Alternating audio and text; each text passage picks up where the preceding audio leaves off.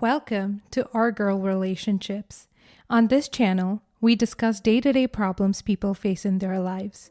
Let's start with the video. It's very common for siblings to grow up jealous of each other and compete over almost everything. My sister and I are no exception to that, as despite the fact that we grew up tolerating each other, there was always a prominent element of competition that ruled most of our interactions, from a point in which we argued about dolls and toys to one when, well, the story happened. Although there's always something different about our relationship, because it seemed like my sister went above and beyond to compete with me over things that shouldn't be topics of competition. For example, she would challenge me to games or dance-offs or whatever she fancied at the time, and when I would inevitably win almost every single time, what can I say, I'm the superior offspring, she would run to my parents, crying to them that I had beat or abused her in a way that allowed her young yet deviant and malevolent little mind to control the narrative, making it that my parents dislike and trust me less and trust her oppositely. And that compounded over time till they got to a point where they were genuinely blindsided by their need to protect her from me and their inability to see through her lies and childish tactics of captivating their attention or putting the blame on me. I think some of the blame falls on me too. As being the older child, I was taught to be irresponsible and adult-like and act grown, and not complaining was always part of that responsibility, which I was taught to handle. So when she would complain to my parents about me and I wouldn't say anything in return, they would assume that I was owning up to what I was doing and she was actually being treated wrongfully instead of acting like any other normal child would at her age. This meant that my parents sided with her and her manipulative tactics most of the time. As I said earlier, this compounded to a point where the damage this was causing was irreversible. For example, when we were in middle school, she would sign me up for competitions or large school gatherings and activities in really considerable quantities. And when I'm obviously unaware that I'm supposed to be participating in them, I wouldn't partake and I wouldn't even go to these events. And eventually, the principal had caught up to this person's name who was signing up in everything and never showing up. He called me to his office absolutely furious with me and scolded me for being a liar, basically installing an authority figure phobia in me and taking away my desire to ever stand up for myself or deny things that I'm accused of, even if I didn't do them. He then contacted my parents and told them that I was a case worth looking into, and told them that my lying habits would eventually land me in big troubles either at school or outside of it. My parents have already been in situations like these, after which they realized my sister was the one lying and actually I was the innocent one. But they confirmed the principal's accusations in his presence to avoid being considered horrible parents that allowed their kids to be horrible and allowed their child to be such a deviant little thing. They actually pinned everything on me. And I think it's needless to say that this was traumatizing to me as a kid. The only thing that this did to me as a developing young mind was make me trust my parents and thus everybody else around me less, and encouraged my sister, on the other hand, to lie and manipulate others however she pleases, because why wouldn't she? Actually, it always landed her exactly where she wanted to be, and she never had to face any consequences or scolding or grounding for it, and that motivated her to develop her tactics and become the most impressively manipulative of any friend bunch. If we isolate the way my parents went about handling this single problem, we would probably explain away most of the things that are wrong with my personality as an adult, and that is excluding every other incident in which they pinned things on me and ruined the parent-child connection that they're supposed to build with me, in the worst parenting manner humanly possible. I'm probably going to post a couple other posts here, telling the stories as I think the whole picture can't be viewed through this single one, but let's move on from it. As previously mentioned, that sense of competition in my sister's manipulative tactics developed as we grew up. And all of it never faded away one bit, and it only compounded considering the fact that there were no consequences involved. There was no reason for these bad habits to fade away, so roughly around the ages of 18, 19, I stopped including her in any of my life affairs. I excluded her from hanging out with my friends and never introduced her to many of them. She was never aware of the people that I like, nor the people I argued with, because these were never the topics of discussion we entertained. complained. We would always talk about the things that would lead to arguments or cause us to not speak to one another for weeks on end, which, even for two sisters around the same age, to have arguments or disputes that would cause them to not speak for many days is mildly concerning. One more thing that I always made a point to hide away from her was the people I was dating. As mentioned earlier, she's not much younger than me, and it wasn't strange for her to feel attracted towards the people I was dating and the boyfriends I was going out with. I guess her sense of competition enticed her to pursue some of them, and she almost succeeded in her goals. I say almost succeeded because her purpose was to get with them and not just ruin it, because those relationships definitely ended after she hooked up with both of them. Though I blame the guys for being weak infidels, I can also see that they didn't necessarily have to feel a strong sense of loyalty towards me, considering that we were only dating for a couple of weeks at the time. My sister, on the other hand, is literally my sister, and there was no bigger FU that she could have given me or worse way to stab me in the face that she could have thought to hurt me with. Now that you have a rough idea of what I had to endure growing up, let me brag about the way I constructed my personality away from all of the toxicity and manipulation that my sister exuded and my parents nurtured. I relied heavily on reading books or listening to music or watching YouTube videos to put together most of my personality quirks and thought processes, which is why I can genuinely look back at everything that's happened and see how utterly insane everything was. In recent times, and basically the reason I'm losing my crap in silence and failing to convince my therapist that I'm not lying and all of this actually happened, is because my latest relationship of 2 years ended with my boyfriend on one knee, asking me for my hand in marriage. It was all fun and games until I tell you that even at this point, he had never even met my parents nor been introduced to my family. So 2 weeks after our literal engagement, I took him over to my parents' home for the holidays to meet them. The moment I saw my sister interact with him, I felt shivers down my spine as flashbacks slapped me in the face of her flirting with the boyfriends she eventually ended up hooking with when we were teens. When we got home that day, I immediately asked my fiance to minimize interactions with her and not entertain her flirtatious or seductive conversations because she is known for being charming and flirtatious and seductive when she's not trying to be. He promised me that day that he wouldn't even gaze her away when they were in the same room together. Although now I can't really tell if he lived up to this promise or not because it would be pretty difficult to get someone knocked up without glancing at them. It would be pretty impressive if he actually kept his promise while getting my sister pregnant. A few months before our wedding date, my sister sent me a text saying she's pregnant and that she needed to talk to me in person ASAP. She told me that, and I quote, she slept with my fiance a few days prior to that conversation, and she's sure he's her freshly conceived baby daddy. She showed me a couple of pregnancy tests and seemed actually joyous about the fact that she was the baby mama to her sister's fiance. If my fiance hadn't confessed that he had slept with her a few days prior to that, it wouldn't even be considered outside the norms that she would lie about something so insane. So it is really needless to say that I broke off the marriage, informed everyone of the failure that my fiance was, and ran off to France to get the hell away from everything. I stayed there for over 6 months, and they were probably the best quality and most peaceful days of my life, which I will give anything to live consistently for however many days I have left on this shitty earth. I have a few more days left before I go back home, and I can't shake off the sinking feeling in my stomach. Every time I remember my family, even when I have no intentions or plans of connecting with any of them. Update. My so-called vacation came to an end as I foreshadowed in my last post, and I'm not sure if I should be happy or not that I have an update. After I came back to my hometown following those 6 months, because I only consider that a vacation and not a permanent situation yet.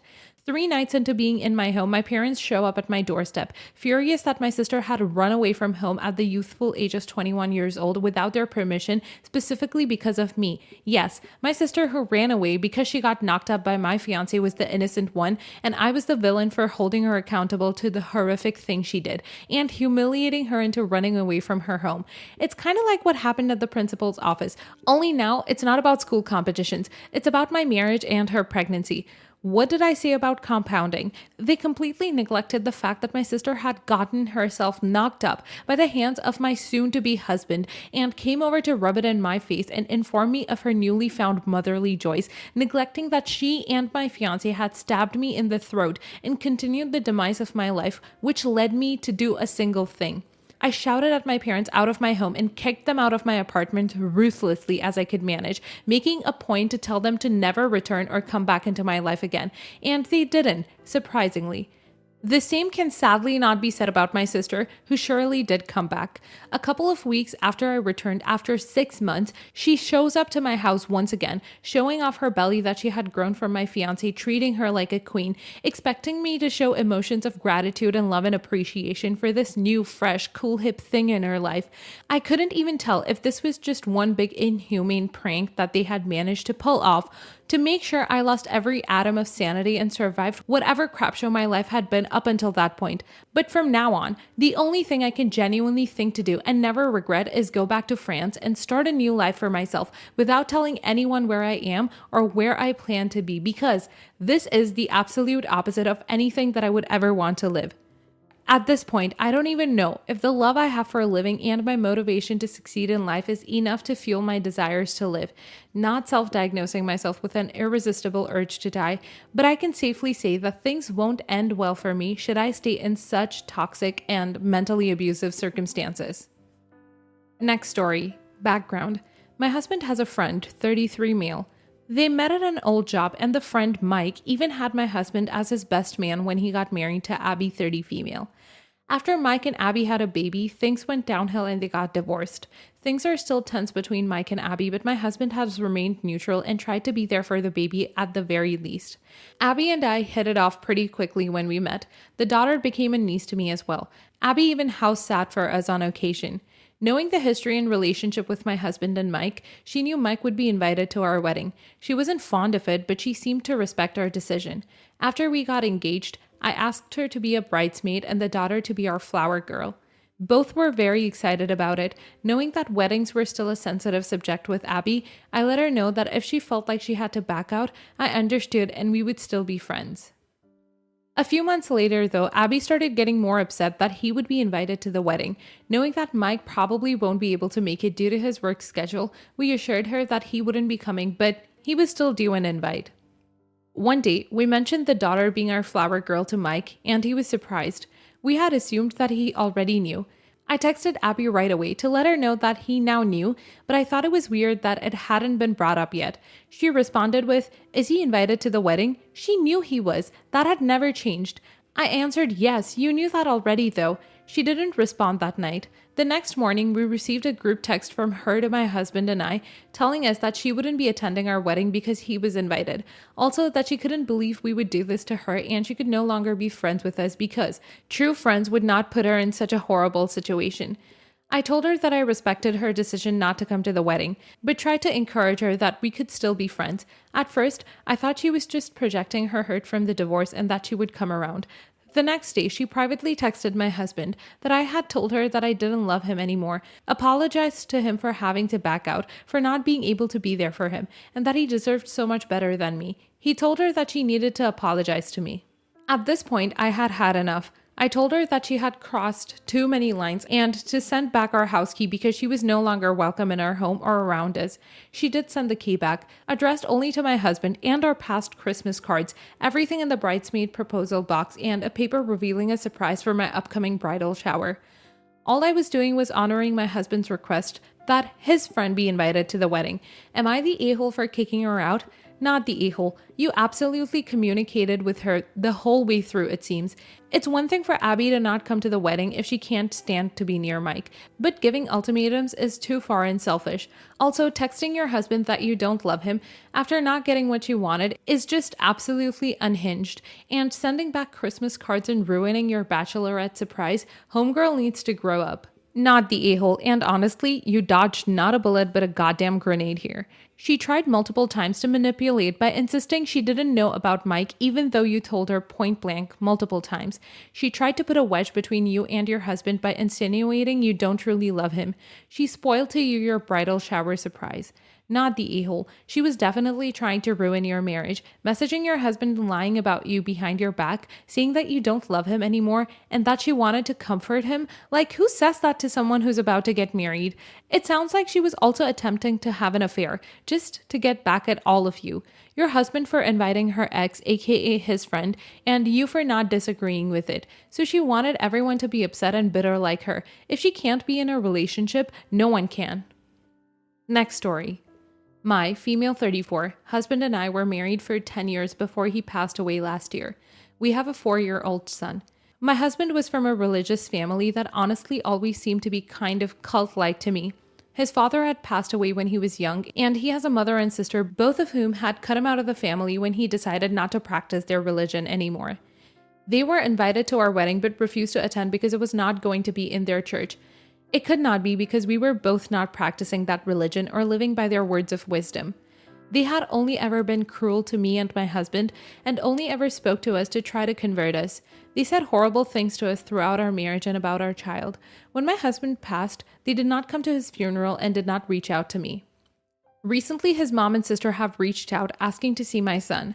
I have told them that they are welcome to see him, but I do not want him growing up with any religious bias, so they cannot talk to him about their religion or try to convert him.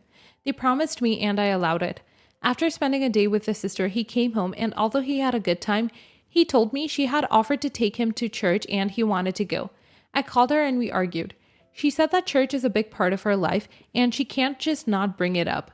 And if he's interested, it's his right to learn about it. The thing is, my husband had horror stories about growing up in that church and wouldn't have wanted it for our child. I told them if they want to see him again, it will only be under my supervision. They were very upset and claimed I'm a bad mom for not letting my son decide for himself what he wants and a bigot for not allowing him to learn about their religion. Am I the a-hole? Not the a-hole. The kid's 4. That's not remotely old enough to decide for himself when it comes to learning about religion, and they know it. Besides, it doesn't really matter what the disagreement is about. You had a condition, they broke it, and they made it clear they never had any intention of taking your wishes seriously. At this point, you being willing to consider fostering any kind of relationship at all is generous, and they really shouldn't be pushing their luck. Not the a-hole. At 4 years old, you can be convinced that the sky is purple and it's dark outside when the sun is shining.